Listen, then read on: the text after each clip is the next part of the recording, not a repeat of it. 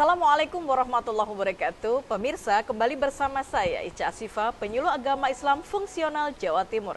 Baik, Binsar kembali menjumpai Anda untuk bisa menanti waktu buka puasa bersama keluarga. Jangan kemana-mana, sesaat lagi kami akan kembali. Di kesempatan edisi petang hari ini kita akan mengetengahkan satu tema, yaitu interaksi yang benar dengan Al-Quran. Dan saat ini kita sudah terhubung oleh penyuluh agama Islam fungsional Jawa Timur asal Kabupaten Sumeneb. Ini dia beliau, Dr. Taufikur Rahman MAG. Assalamualaikum Ustaz Taufik.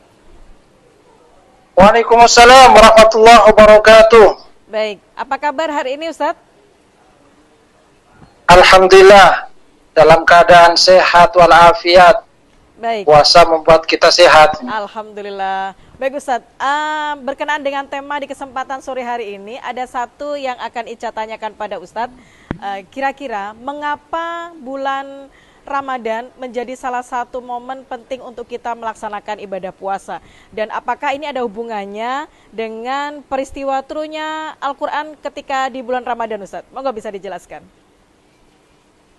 Iya Mbak Ica, memang satu peristiwa penting yang terjadi di bulan Ramadan adalah diturunkannya Al-Quran sebagai petunjuk bagi manusia.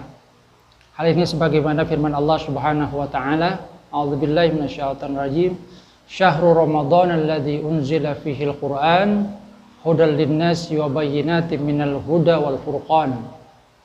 Bulan Ramadan yang diturunkan di dalamnya Al-Quran sebagai petunjuk bagi manusia, penjelas terhadap petunjuk itu, dan pembeda antara yang hak dan batil. Imam Ibnu Katsir ketika menafsirkan ayat ini menyatakan bahwa kenapa bulan Ramadan itu dipilih oleh Allah Subhanahu wa taala sebagai bulan diwajibkannya berpuasa, karena adanya peristiwa penting yang terjadi di bulan Ramadan ini.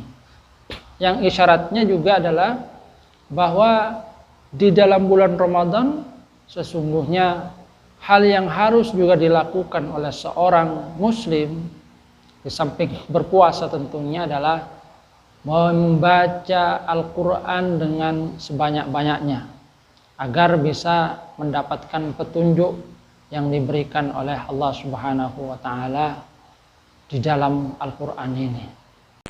Baik Ustadz, untuk pertanyaan selanjutnya, kalau begitu bagaimana cara agar kita bisa menjadikan Al-Qur'an sebagai sebenar-benarnya petunjuk dalam kehidupan kita? Untuk menjadikan Al-Qur'an sebagai sebenar-benarnya petunjuk dalam kehidupan kita, maka kita harus berinteraksi dengan baik dan benar dengan Al-Qur'an. Pertama adalah dengan belajar membacanya sampai kita bisa lancar. Setelah kita lancar, maka kita biasakan untuk membaca Al-Quran dalam keseharian kita, di mana Rasulullah SAW itu sangat memuji orang yang belajar Al-Quran. Khairukum man ta'allama Al-Quran wa 'allamahu. Yang terbaik dari kalian yang mempelajari Al-Quran dan mengajarkannya. Jika kita membaca ayat Al-Quran, maka Rasulullah menjanjikan setiap huruf yang kita baca akan dibalas dengan satu kebaikan. Dan kebaikan itu kemudian dilipat gandakan menjadi 10 kali. Sehingga kita baca alif, lam, mim, itu akan mendapatkan 3 kebaikan yang kemudian dilipat gandakan menjadi 10 kali, menjadi 30. Setelah itu, kita harus belajar untuk mengetahui makna-maknanya, dengan mengkaji tafsirnya, merenungkan ayat-ayat itu. Ibnu Qayyim Al-Jauzi menyatakan bahwa membaca ayat Al-Quran dengan merenungkannya, dengan tadabbur itu lebih baik daripada menghatamkannya berkali-kali. Allah Subhanahu wa taala juga menyatakan, "Afala yatadabbaruna al-Qur'an am 'ala qulubin aqfaluha?" Apakah mereka itu tidak mau untuk merenungkan ayat Al-Quran, ataukah di hati mereka itu ada tutupnya? Renungkan, tadabbur, sehingga kita bisa mengambil nilai-nilai pelajaran dari ayat yang kita baca. Nah, setelah kita bisa mengambil nilai-nilai dan pelajaran yang ada di dalamnya, maka jalankanlah, amalkanlah di dalam kehidupan. Sebab dengan melakukan hal itu, kita sudah menjadikan Al-Quran sebagai petunjuk.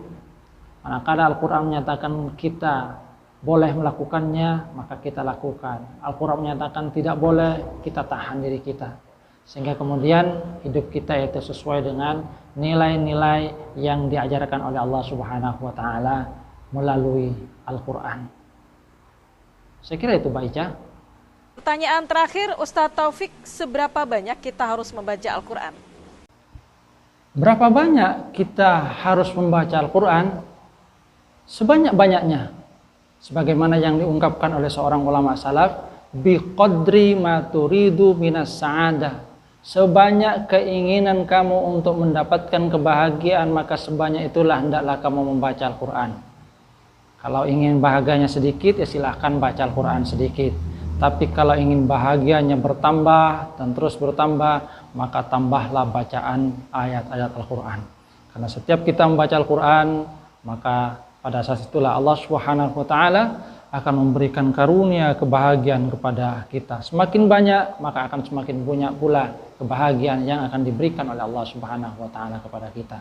Mudah-mudahan kita termasuk ke dalam mereka yang disebut dengan Ahlul Quran, orang yang suka membaca Al-Quran sehingga disebut sebagai keluarga Al-Quran yang nantinya akan mendapatkan pertolongan dari Allah Subhanahu wa taala melalui Al-Quran.